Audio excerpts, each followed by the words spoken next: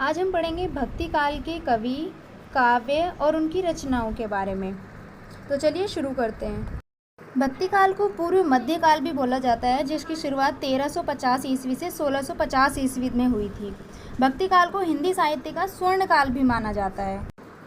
भक्ति काल के कवि मुख्यतः दो काव्य धाराओं में विभाजित हैं। पहला निर्गुण काव्य धारा और सगुण काव्य धारा। निर्गुण काव्य धारा में संत काव्य और सूफी काव्य आते हैं और सगुण काव्य में कृष्ण भक्ति काव्य और राम भक्ति काव्य आते हैं। पहला हम पढ़ते हैं संत काव्य। तो संत काव्य में हमारे पहले कवि आते हैं कबीर, जिनके काव्य हैं साखी, सबद और रमैनी। इन तीनों का संकलन जो है वो बीजक नाम से कबीर के शिष्य धर्मदास ने किया है। दूसरे कवि हैं हमारे रैदास, जिनका काव्य है रविदास की वाणी।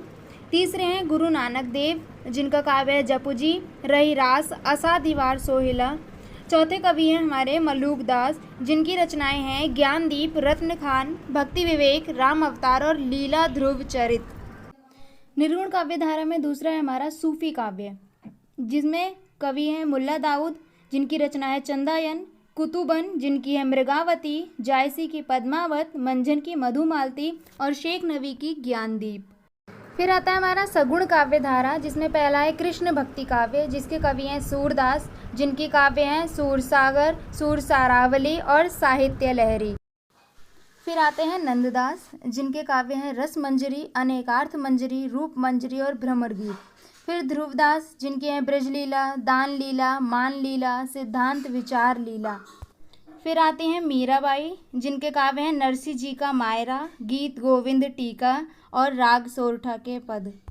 सगुण भक्ति काव्य में फिर आता है राम भक्ति काव्य, जिसके पहले कवि हैं तुलसीदास, जिनके काव्य हैं रामचरितमानस, विनय पत्रिका, दोहावली, कवितावली, कृष्ण गीतावली, पार्वती मंगल, जानकी मंगल, वैराग्य संदीपनी, राम लला न छू, राम आज्ञा, प्रश्नावली और बरवे रामायण। फिर आते हैं ईश्वरदास, जिनका काव्य है भरत मिलाप और अंगद पैज। फिर लालादास, जिनका काव्य है अवध विलास। अग्रदास आते हैं फिर, जिनका काव्य है ध्यान मंजरी, अष्टयाम, राम भवन मंजरी, उपासना बावनी और पदावली। तो ये थे हमारे भक्ति काल के कुछ कवि।